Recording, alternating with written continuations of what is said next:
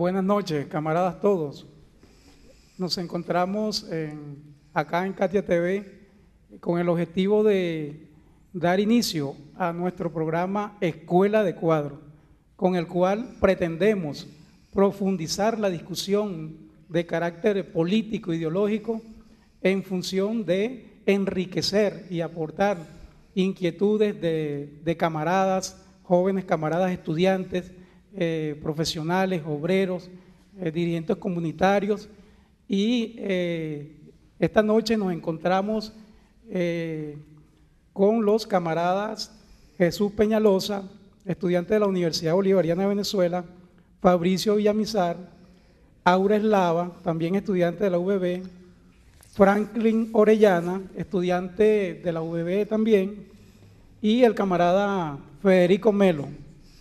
El primer tema que vamos a desarrollar en nuestro primer programa será el manifiesto comunista. Se trata de analizar en profundidad todo lo que implicó la aparición del manifiesto comunista, cuyo exponente fundamental fue nuestro camarada Carlos Mar y Federico Engel, por supuesto.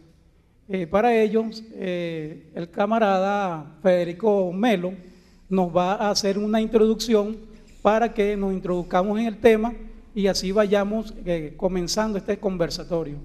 Federico.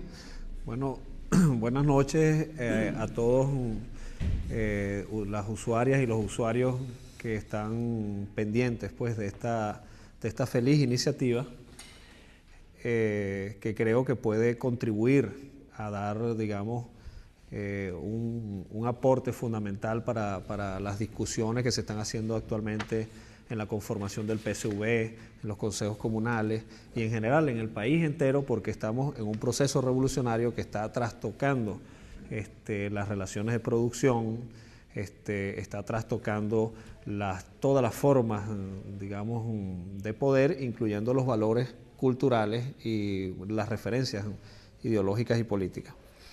Entonces, dicho esto, quisiera cumplir un poco con la petición. Fíjate, el manifiesto del Partido Comunista es sin duda una de las obras de mayor trascendencia en la historia del pensamiento político universal. A pesar de que es un pequeño libro, como lo pueden ver todos acá, ¿verdad? Es un pequeñito libro, porque en realidad, originalmente, como su nombre lo dice, era un manifiesto de lucha. Fue escrito a finales de 1847, terminado de redactar aproximadamente en noviembre, finales de noviembre, comienzo de diciembre de 1847, publicado en febrero de 1848, cuando estaba iniciándose la Revolución Europea, que se inició ese año en toda Europa, en efecto, ¿no? Comenzó en Francia, pero luego se extendió a Alemania, se extendió a otros países europeos y prácticamente abarcó la totalidad de Europa, ¿no? Marx y Engels estaban en París, comenzaron a incorporarse en las luchas parisinas, y cuando la revolución se extendió a Alemania, ellos se trasladaron a Alemania y participaron en la revolución dentro de Alemania, ¿no? Este manifiesto, en ese primer momento, obviamente, el manifiesto del Partido Comunista no tuvo esa repercusión, ¿no? Porque fue, digamos, la base programática de un grupo muy pequeño que se llamó la Liga de los Comunistas, al cual se habían incorporado Marx y Engels. Originalmente se llamaba la Liga de los Justos, al cual se habían incorporado Marx y Engels aproximadamente un año antes, año y medio antes. Luego de discusiones con ellos, la mayoría pues, de los miembros de esa organización, que eran muy pequeñas, eran alemanes exiliados, revolucionarios alemanes exiliados en su mayoría, les encargaron a ellos escribir el manifiesto. Y ellos lo escribieron. Y claro, en ese momento concreto de la lucha, como era una lucha, se inició un proceso revolucionario muy fuerte, pues el manifiesto no logró tanta proyección en ese momento. Pero posteriormente fue, digamos, alcanzando una notoriedad y una, digamos, proyección universal. Probablemente sea uno de los libros más reeditados en la historia del mundo, ¿verdad? Después de la Biblia, probablemente esté cercano a ser el libro más editado Y sin duda que en el plano político es probablemente el más editado o el más reeditado a lo largo de la historia, ¿no? ¿Y qué contiene este librito para que sea tan importante y tenga tanta resonancia universal? Bueno, este librito contiene aquí la síntesis de la concepción revolucionaria que, digamos, cristalizaron Marx y Engels, ¿no? Esa concepción revolucionaria que abarca la teoría social, lo que se llama el materialismo histórico, que abarca los fundamentos epistemológicos, filosóficos, lo que se llama el materialismo dialéctico, la teoría económica, que Marx nunca la concibió como una teoría económica cualquier académica, porque él no era un académico, él era un revolucionario. Él la consideraba la crítica de la economía política, es decir, el análisis de la estructura económica del capitalismo para ver cómo podíamos hacer, cómo debíamos enfrentarlo, qué política debíamos hacerlo para superarlo. Y por supuesto están aquí resumidos los planteamientos, digamos, de los principales lineamientos políticos para superar la sociedad capitalista. No sé si lo dejamos así como introducción y después ustedes intervienen. Históricamente el manifiesto comunista ha sido satanizado por la clase burguesa, por las oligarquías, por las clases dominantes, ¿no? Del capitalismo. ¿A qué atribuye Federico, camarada, que el manifiesto haya sido tan satanizado? Bueno, chicos, a que Marx y Engels no pretendieron nunca ser académicos, ellos eran revolucionarios, ellos eran luchadores sociales que se identificaron siempre con los sectores desposeídos. El manifiesto comunista, el manifiesto del Partido Comunista, como es su nombre original, no es sino, digamos, la síntesis de la visión que tienen las clases tradicionalmente explotadas, los sectores más humildes, los sectores depauperados, en la sociedad capitalista, que ya para este entonces tenía más de 100 años dominando en el mundo, cuando Marx escribió eso. Hoy en día el capitalismo sigue siendo el modo de producción dominante en el mundo entero, ¿verdad? Es decir, que es un modo de producción que ya tiene aproximadamente casi 300 años dominando, ¿verdad? Más de 500 años de existencia, pero más o menos casi 300 años dominando en el mundo. Y por eso este manifiesto, aun cuando haya detalles que haya que cambiar, sigue siendo muy importante para nosotros, para entender la dinámica del capitalismo contemporáneo y para, digamos, plantearnos cuáles son los lineamientos esenciales de la lucha para la superación del capitalismo y para la construcción de una nueva sociedad justa, igualitaria, donde no haya marginales, pero tampoco puede haber ricos, pues esas diferencias de clases tan enormes que existen y que son lógicas y consustanciales al capitalismo. Entonces, los grandes dominantes, la gente dominante, la gran burguesía, siempre le ha tenido miedo a que este pequeño librito sea un ariete, ¿verdad?, para la organización popular y para la lucha contra los intereses de esos mismos grandes señores que tradicionalmente han dominado, pues, ¿no? Sí, el manifiesto comunista está considerado uno de los documentos históricamente más importantes, ¿no? Porque el marxismo como tal está considerado como un método científico de estudio de las realidades sociales, ¿no?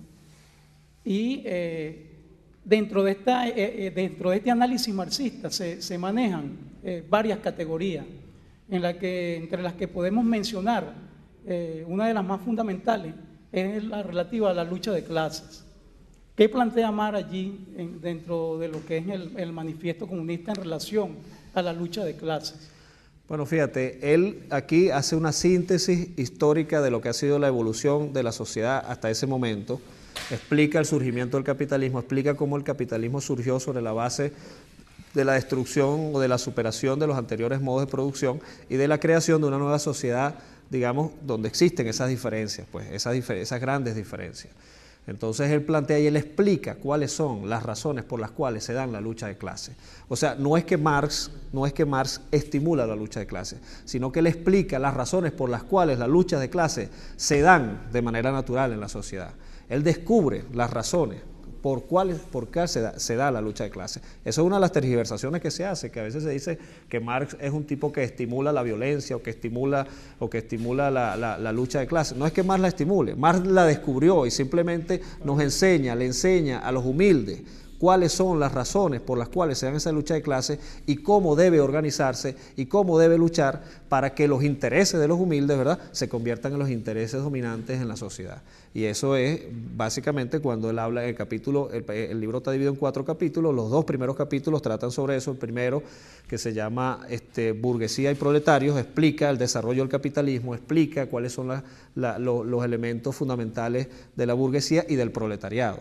Y luego, en el que se llama Proletarios y Comunistas, explica cuál es la relación entonces de la organización de los proletarios, es decir, de los trabajadores. Proletarios son los trabajadores explotados, y su organización revolucionaria que Marx proponía en ese momento. Él propone que se llame Partido Comunista. Ya hablaremos de eso por qué.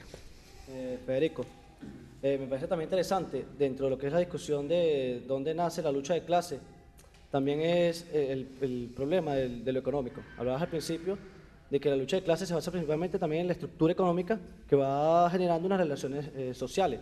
De por sí, el manifiesto comunista comienza diciendo que toda historia humana, de la sociedad humana, es una historia de lucha de clase. Y aquí actualmente se quiere hacer ver que es dentro de la revolución que se están generando esas luchas, que nunca existieron esas luchas de clase. Por eso me parece interesante aclararla, porque siempre existió esa lucha. Sin embargo, ahora es que se está dando pública, porque el proletariado, que entiéndase, el pueblo, las personas que estamos, o que siempre fuimos y aún seguimos siendo hasta cierto modo dominados por el capitalismo, estamos defendiéndonos, estamos atacando esas estructuras económicas. Me parece también interesante, dentro de lo que es la realidad actual, en la reforma constitucional, el proceso económico actual, se están nacionalizando ciertas empresas de importancia en Venezuela, se está tocando el tema del Banco Central. Entonces, es esa estructura económica que mencionábamos anteriormente, que es necesaria cambiar para que las relaciones sociales en nuestro país puedan ser también internacionalizadas, pueda también transformarse por una revolución. Sería interesante también tocar ese tema. Sí, fíjate 2 cositas, ¿no? Primero, Marx y Engels, en efecto, la redacción original dice que la historia de la humanidad ha sido hasta ahora la historia de la lucha de clases. Luego ellos agregaron, Engels en 1888 le agrega una notica de pie de página donde él aclara que la historia escrita y la historia a partir del momento en que el Estado, en que se forma el Estado, en que la sociedad se divide en clases. Porque es que la sociedad, y eso hay que aclararlo, porque los ideólogos del capitalismo le hacen creer a la gente que el capitalismo ha existido a lo largo de la historia y que la naturaleza humana es una naturaleza competitiva, egoísta, que es imposible construir una sociedad solidaria y humana y donde esté los factores, digamos, de la solidaridad social y de la superación del egoísmo y de las mezquindades, donde esté eso por delante, ¿no? Y es importante aclararlo porque fíjate tú, la especie humana tiene más o menos, la especie humana actual tiene más o menos 1 millón de años de existencia, ¿no? Sí. Y la civilización, lo que conocemos como civilización, que es la sociedad dividida en clases, desde el esclavismo para acá, bueno, mira, tendrá 6.000 años de historia aproximadamente, ¿no?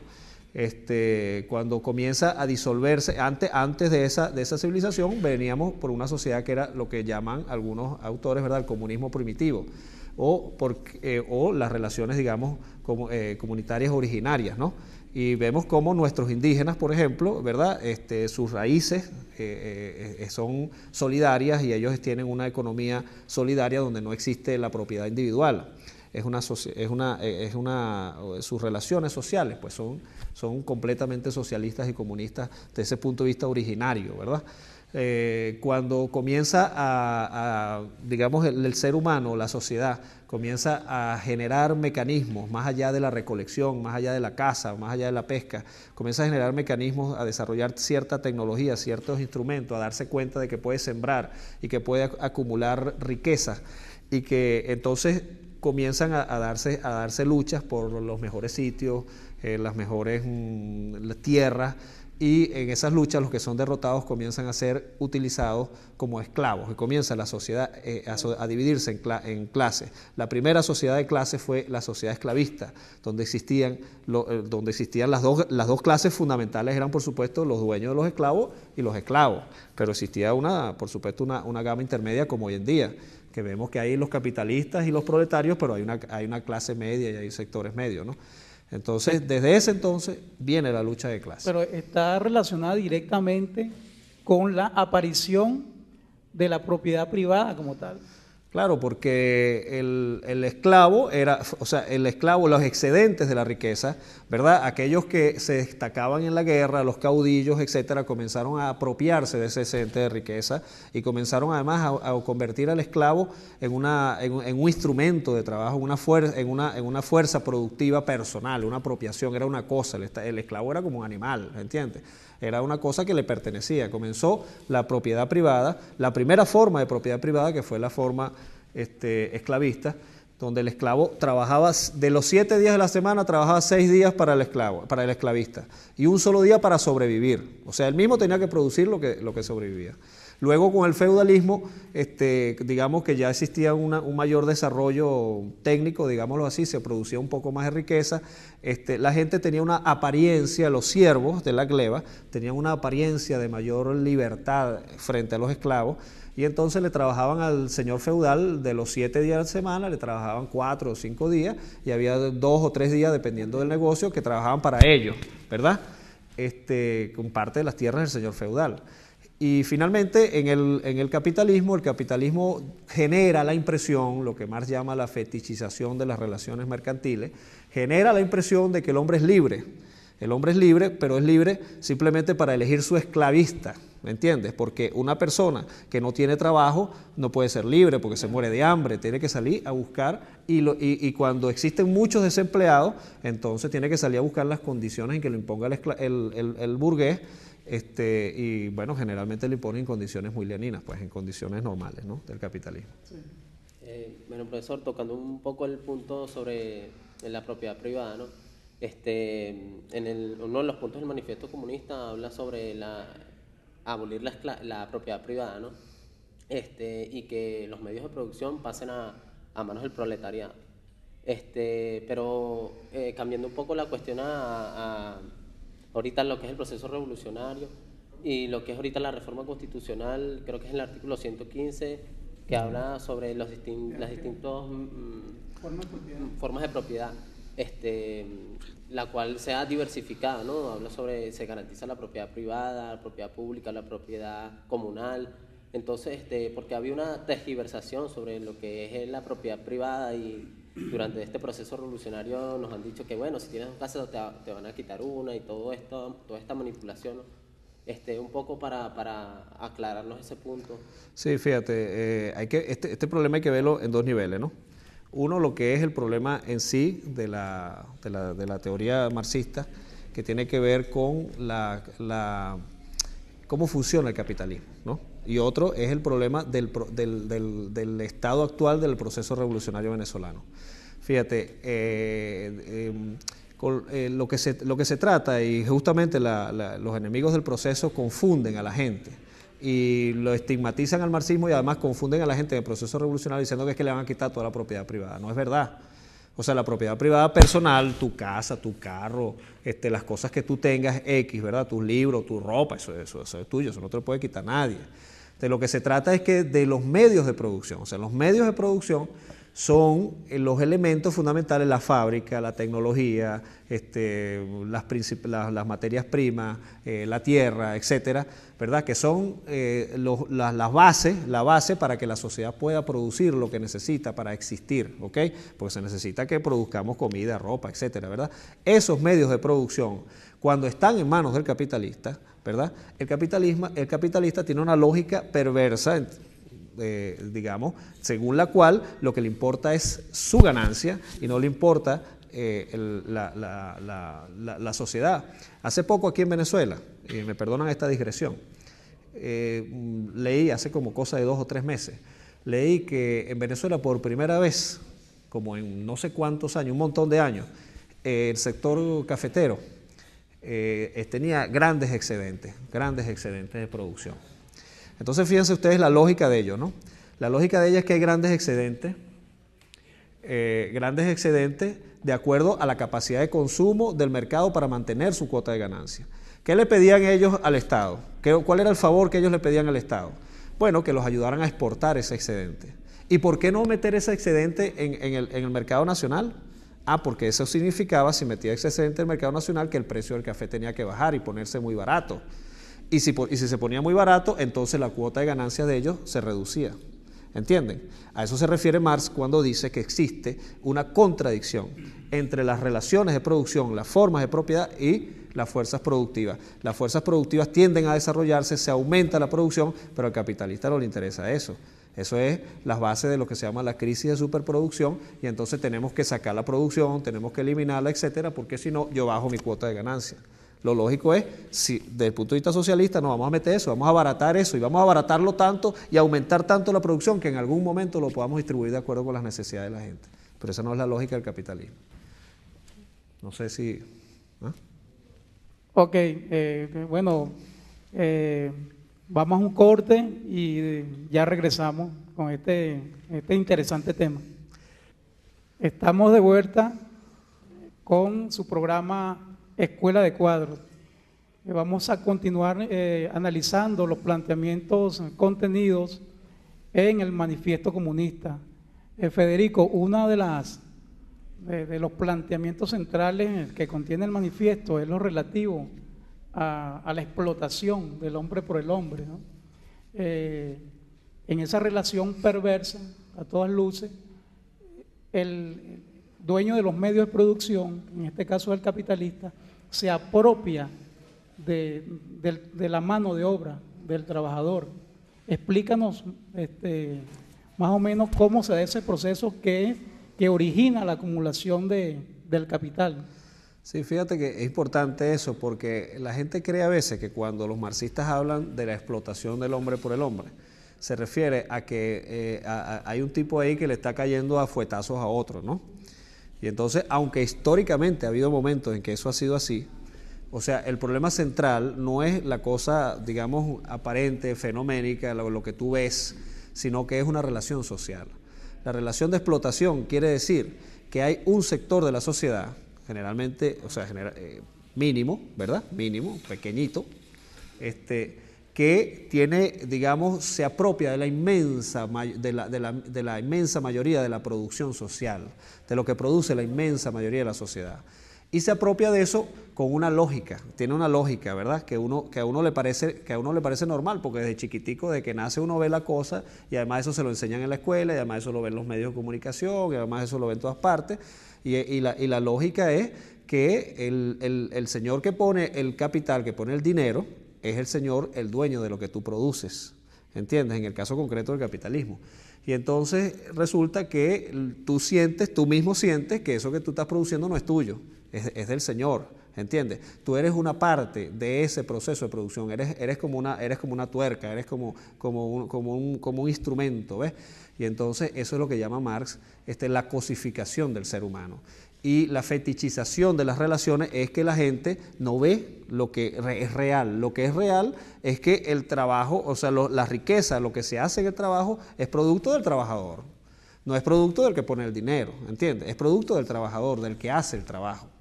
Entonces, cuando Marx dice que existe una contradicción entre las relaciones de producción, es decir, las relaciones de propiedad y las fuerzas productivas, quiere decir que en la medida en que la sociedad va desarrollando cada vez más capacidad de producir cosas, ¿verdad? Resulta que se reduce, o la tendencia natural dentro del capitalismo es que se reduzca el número real de gente que se apropia de la mayor cantidad de riquezas, ¿entiendes? Y llega un momento en que esto es una irracionalidad de tal magnitud, que llega y hay eclosiones sociales. Por ejemplo, en el caso de Venezuela, el 27 de febrero. O sea, llegó un momento en que la inmensa mayoría de la sociedad venezolana no podía seguir soportando la miseria, el hambre y el abuso, ¿verdad?, de la élite dominante, que era la gran burguesía, y era la clase política en ese momento aliada de la gran burguesía, que justificaba que los pobres tenían que ganar menos, ¿verdad? Porque ese es el mercado, porque ese es el mercado de trabajo, ¿verdad? Ese es el mercado de la fuerza de trabajo, y esa es la lógica del mercado. Mientras resulta que las ganancias eran mayoritarias. Resulta que la política económica entonces era: vamos a reducir los gastos sociales inservibles, los gastos inservibles. Y los gastos inservibles resulta que los gastos que iban a la gente. Y entonces la gente pasando hambre, y resulta que un sector pequeño cada vez más rico, más inmensamente rico. Eso es la naturaleza, la lógica del capitalismo, y el estallido del 27 y 28 de febrero en Venezuela es la consecuencia lógica, y ha pasado no solo en Venezuela, ha pasado en muchos países, en muchas partes del mundo. Ok, para ese camarada que nos está escuchando ahorita y que es víctima de la explotación del capital. Un camarada que se levanta a las 4 o 5 de la mañana para llegar a su trabajo, que trabaja de manera responsable, cumple con su horario de trabajo, pero que lamentablemente el salario que obtiene a cambio de la venta de su fuerza de trabajo no le alcanza ni siquiera para las condiciones mínimas de subsistencia. Ese camarada que nos está escuchando, ¿por qué? Para que entiendan, se comprenda mejor, ¿por qué el capitalismo de manera sistemática le niega beneficios de todo tipo, de beneficios socioeconómicos? Es más, lo niega como ser humano. ¿Por qué tú crees eso que sucede dentro de la lógica capitalista? Bueno, chicos, porque eso es lo que explica Marx, que Marx llama el proceso, o sea, la lógica, digamos, de la ganancia, que Marx llama la cuota de ganancia, ¿entiendes? O sea, el capitalista siempre está buscando mantener su cuota de ganancia. Eso no es un problema de precio, los precios son la apariencia, es un problema de cuál es el margen de ganancia. Es lo que yo les decía antes, les explicaba antes con los cafeteros. Si los cafeteros meten la producción excedente, entre comillas, excedente para ellos, pero no para la sociedad. Si ellos meten esa producción en el mercado, ¿qué pasa? Bajan los precios. Y eso es conveniente para la sociedad, eso es conveniente para todo el mundo. Pero no es conveniente para ellos porque baja su cuota de ganancia, ¿entiendes? Y entonces ellos dicen, no es rentable el negocio. No me es rentable que yo lo meta. Entonces, esa lógica del capitalismo hace que los capitalistas tiendan a disminuir las concesiones que hacen. Y la gente tiende a buscar mayores concesiones y entonces ahí comienza la lucha de clases, el enfrentamiento, ¿entiende? Que comienza por cosas pequeñas, pues el aumento de salario, el aumento de condiciones, pero que llega finalmente a una gran lucha política, ¿verdad? Por el poder político del Estado y por a quién representa, a qué intereses representa el Estado. Pues históricamente en Venezuela el Estado siempre representó a las clases dominantes, a la burguesía y a sus aliados.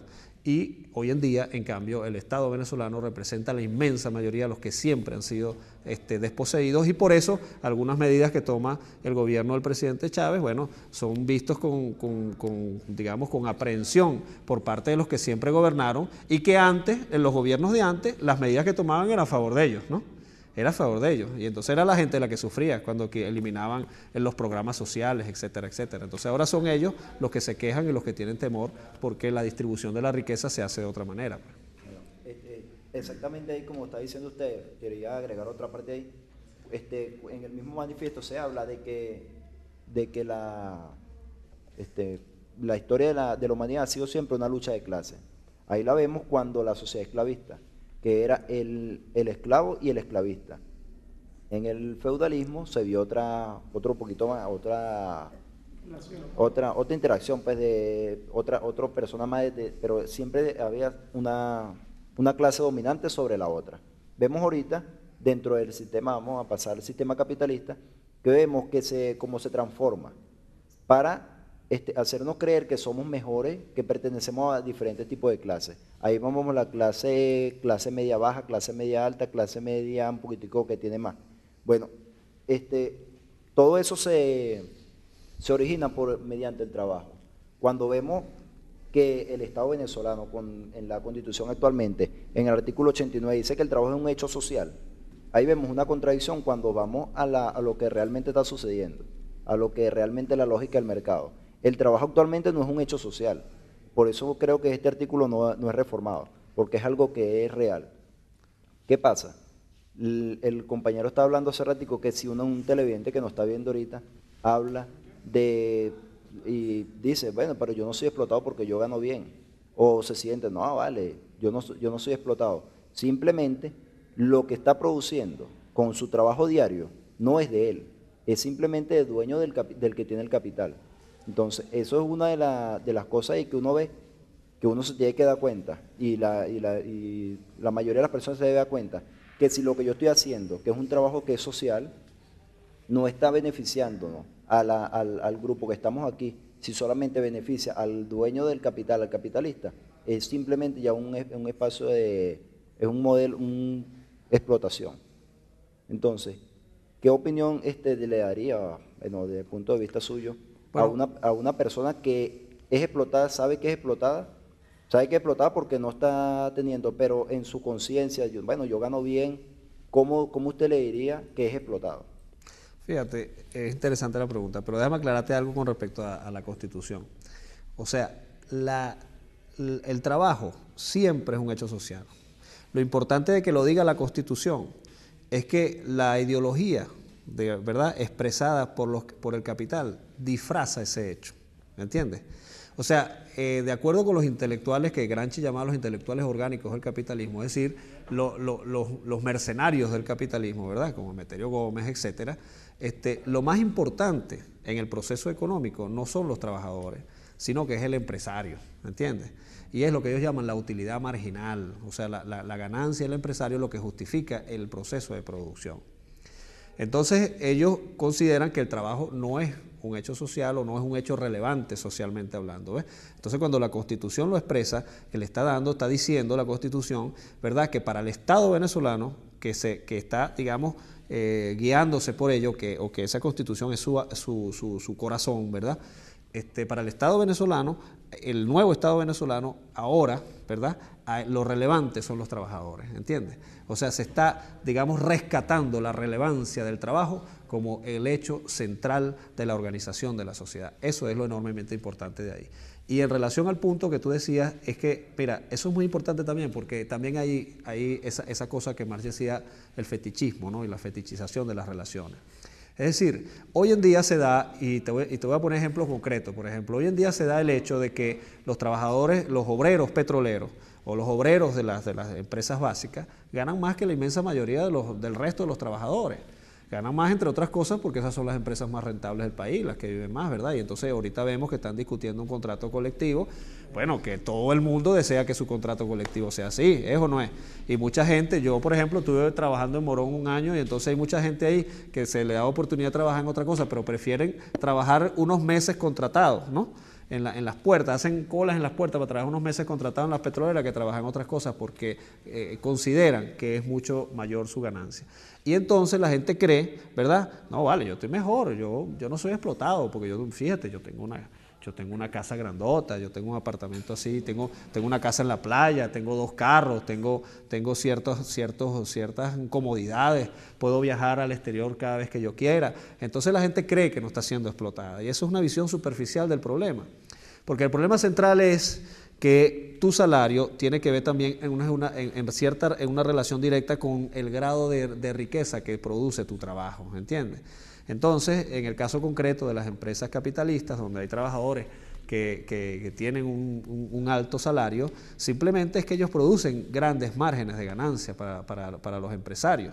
Con el desarrollo tecnológico contemporáneo, eso que Marx llama la composición orgánica de capital, es decir, la relación entre la tecnología y los trabajadores, con la tecnología, un solo trabajador puede hacer lo que antes hacía muchísimos trabajadores, ¿entiendes? Claro, a ese trabajador individualmente le pagan más a él y él cree que no está siendo explotado por eso, pero sí está siendo explotado por eso, porque resulta que él solito produce muchísimo más que lo que producían antes un grupo grande de trabajadores. ¿Qué es lo importante que estos trabajadores entiendan? Que ellos no son un ente aislado en la sociedad, que ellos son parte de la sociedad y que ellos también son trabajadores, también son proletarios y que su deber como ciudadanos de un país donde la inmensa mayoría pues todavía vive en condiciones que están por debajo de lo que es justo y de lo que es necesario y de lo que es posible en nuestro país, pues que ellos deben actuar solidariamente para crear las nuevas condiciones, las nuevas relaciones de producción, poner su conocimiento y su tecnología en función de crear esta nueva Venezuela, de crear empresas sociales y ayudar pues a los preteridos, pues, ¿no? Que no crean, que no se sientan que ellos son parte de la élite hegemónica, porque no lo son. Que los dueños de los medios de producción puedan en un momento tratarlos como panas y como amigos, eso no tiene absolutamente nada que ver con el hecho concreto de que ellos están generando una gran riqueza que se la apropian los dueños de esos medios de producción, ¿entiendes? Son cosas distintas y la gente se confunde porque es parte de esa ideología, de esa alienación, de esa fetichización de las relaciones de producción capitalista. Se me ocurre una pregunta sobre el aparato burocrático que tenemos en las instituciones. ¿Cómo se le puede buscar un enfoque a través del manifiesto a romper con ese aparato burocrático? Sí, fíjate, El Estado contemporáneo es, aunque el Estado existe desde el esclavismo, porque el Estado no es sino un instrumento, ¿verdad? Un instrumento de dominio de una clase sobre otra, ¿verdad? Eso también lo descubrió Marx. Todo Estado es una dictadura de clase. Eso es, por cierto, un concepto clave que hay que entender y que confunde mucho a la gente, porque la gente tiende a hablar de dictadura en términos de formas de gobierno. Es decir, Pérez Jiménez era un dictador, Pinochet era un dictador, ¿entiendes? Entonces, como el marxismo, como Marx descubrió que todo Estado es una dictadura de clases, entonces los enemigos del marxismo dicen, es que Marx era dictatorial, es que los marxistas son dictatoriales. Cuando en verdad esto es un concepto, digamos, de raigambre científica sociológica, es un concepto sociológico. Cuando Marx dice que un Estado es una dictadura de clases, se refiere al contenido del Estado, o sea, quién representa el Estado, qué intereses representa, cómo está organizado en función de qué clase hegemónica o de cuáles clases hegemónicas, ¿entiendes? Entonces, el Estado, que los estados que existían en la antigüedad eran los estados esclavistas, que favorecían a los esclavistas indistintamente de que, como en la Atenas de Demóstenes y de Sócrates, pudiera existir una democracia. La democracia era la democracia para los hombres libres, ni siquiera para las mujeres, para los hombres libres, porque los esclavos no eran seres humanos, ¿entiendes? Y así ha sido a lo largo de la historia. Entonces, lo que hemos tenido, lo que tuvimos nosotros durante esos 40 años, la democracia formal, la democracia cuarta republicana, la democracia, digamos, bipartidocrática, ¿verdad?, gobernadas por las élites de la burguesía venezolana junto con Adey Copey, era una dictadura de la burguesía, porque sus políticas favorecían a la burguesía. Aunque la forma de gobierno fuera democrática, sus políticas favorecían a la burguesía. Entonces Marx habla de que es necesario, digamos, destruir ese Estado y conformar una dictadura del proletariado, ¿entiendes? Es decir, un Estado que represente los intereses del proletariado. Pero fíjate que en el manifiesto él deja planteado este problema, ¿sí? Incluso no utiliza propiamente ese término lo va a desarrollar posteriormente. Pero hay otro libro que es muy importante leerlo en combinación con el manifiesto, que es La Guerra Civil en Francia, y que yo te quiero leer un pedacito que tiene que ver con eso, porque Marx es muy claro. Este libro Marx lo escribió a propósito de la Comuna de París, que fue el primer ensayo de gobierno revolucionario en la historia, que fue que duró apenas 2 meses, porque fue aplastado por los franceses y los alemanes que ayudaron, el gobierno francés que estaba derrotado por una guerra con Alemania y los alemanes que lo ayudaron. Fíjate que Marx dice, la variedad de interpretaciones a que ha sido sometida la Comuna y la variedad de intereses que la han interpretado a su favor demuestran que era una forma política perfectamente flexible, a diferencia de las formas anteriores de gobierno, que habían sido todas fundamentalmente represivas. He aquí el verdadero secreto. La Comuna era esencialmente un gobierno de la clase obrera, fruto de las luchas de la clase productora contra la clase expropiadora, la forma política al fin descubierta para llevar a cabo la emancipación económica del trabajo. ¿Qué quiere decir Marx con esto? Él quiere decir, primero, que la Comuna era un Estado profundamente democrático, en su forma. Él dice la forma al fin descubierta, ¿ves?, cómo se expresa el gobierno. Y la Comuna era elección directa. La Comuna eran elecciones directas y revocatorio. Los primeros, los que inventaron el revocatorio, fueron los comuneros. Es decir, los revolucionarios de la Francia de 1871. Nosotros en eso estamos apropiándonos de una tradición del movimiento revolucionario, ¿entiendes? Entonces, ¿qué quiere decir esto? Fíjate, que nosotros hemos recibido un Estado, volviendo a la realidad concreta nuestra, que nosotros hemos recibido un Estado que fue construido, ¿verdad?, por los representantes de la burguesía. Entonces, ese Estado que hemos recibido tiene una cantidad de recovecos, una cantidad digamos, de lógica, ¿verdad?, burocrática, ¿verdad?, que tiende a complicar las cosas porque tiende a favorecer a las clases dominantes, tiende a favorecer la contratación con los grandes empresarios y no con los señores humildes y no con las cooperativas y no con las pequeñitas empresas, y no, ¿entiendes? Y esa lógica hay que romperla. Esa lógica se ha comenzado a romper por la vía de las misiones, se ha comenzado a romper por la vía de la creación de nuevas estructuras realmente que vienen de abajo, como los consejos comunales, que los consejos comunales son en cierta forma la herencia de la Comuna de París. Claro que todavía es en germen, ¿ok? Porque la Comuna de París manejaba todo el poder. Entonces este es en germen. Nosotros necesitamos un Estado que sea directamente controlado por la sociedad. Hay que crear nuevas formas de sociedad y por sus trabajadores. Cuando Marx dice un Estado que actúe directamente por la emancipación del trabajo, quiere decir que para que un Estado sea considerado revolucionario, no basta que estén en el gobierno una gente que se identifique con la revolución, sino que tienen que actuar decididamente por la liberación de los trabajadores, por la liberación de los explotados, por digamos, superar todas los grandes problemas y las grandes diferencias de clases y sociales. No sé si me expliqué. Sí.